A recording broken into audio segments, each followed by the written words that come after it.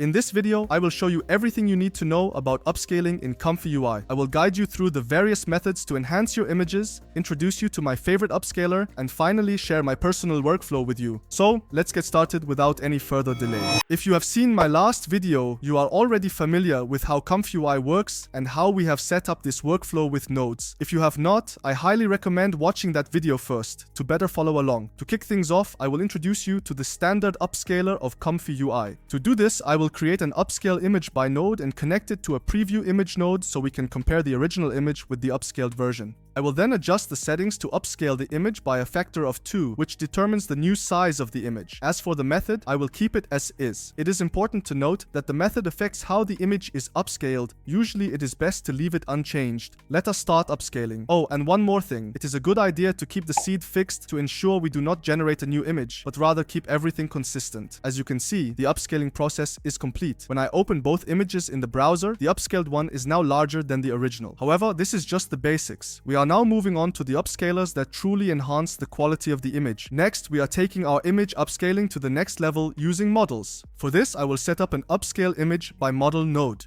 and link it with the load upscale model node to load our models. We will then connect this setup to the upscale image by node where we can adjust the scaling factor as needed. Important to note, these models require separate downloading. I will guide you through 3 ways to find and download them, highlighting the models I frequently use and consider the best for starters. Firstly, you can download models directly from the manager. If you do not have the manager yet, you can find a link in the description or refer back to my last video where I downloaded it automatically with Pinocchio. In the manager, you will click on Install Models and find them under the Upscale category. You can download them directly and they will be available after restarting ComfyUI. Secondly, Civit AI offers a selection of upscalers. Just filter for Upscaler under Models to find them. You can then compare them here and choose the best ones for you as they are visualized for you here as opposed to the manager. I will show you where to save them in a moment, but let us talk about the third way to find upscalers. Finally, there is OpenModelDB, primarily for upscaler models. As with Civit AI, you can review and compare to find the best fit for your needs. Now I will show you the folder where these should be downloaded.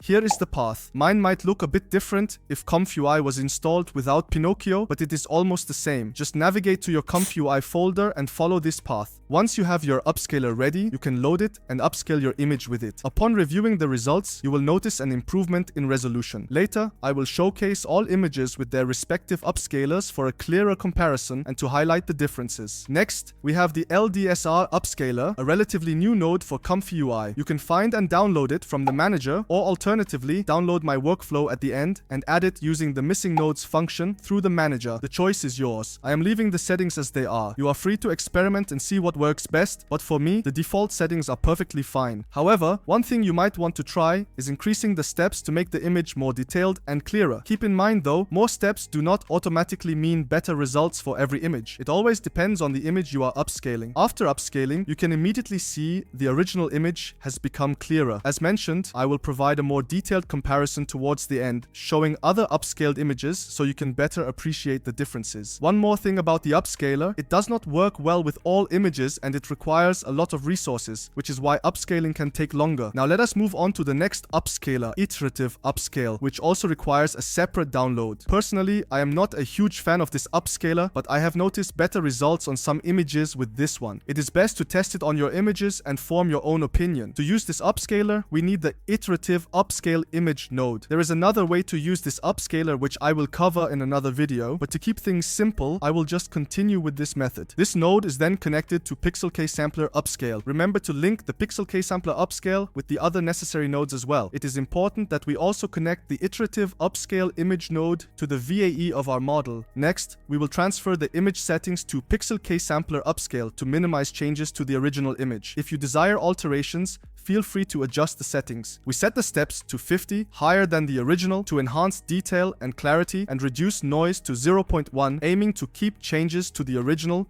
as minimal as possible. Increasing this value will cause the upscaler to alter your original image more significantly. For the iterative upscaler, I recommend setting the steps to 2 or 3. I keep mine at 3 as it seems to work best for me. After upscaling, the image looks like this. Not perfect, but I will show you later that this upscaler works better on some images and worse on others. Now let us move on to the best upscaler, in my opinion. I exclusively use this one for my images because it achieves the best results. To do this, we will create the ultimate SD Upscale node and link it to the necessary nodes. As I mentioned at the beginning of this video, I will provide my workflow for download at the end so you can check out all the settings and connections at your leisure. Then I will take the settings from my K-sampler, set the denoise to 0.1 and the steps to 50, and we are done. We set up this upscaler similar as the previous one because it works in a similar way. I leave the other settings as they are. I will now start the upscale process only after I have stopped the recording, because this upscaler needs a lot of power and I simply cannot record while it is running. As you can see, I got a really good result with it. Now, I am going to display the results side by side with the different upscalers for comparison. Feel free to pause the video and take a closer look if you would like. As mentioned earlier, some upscalers perform better on certain images than others. It really depends on the image. For example,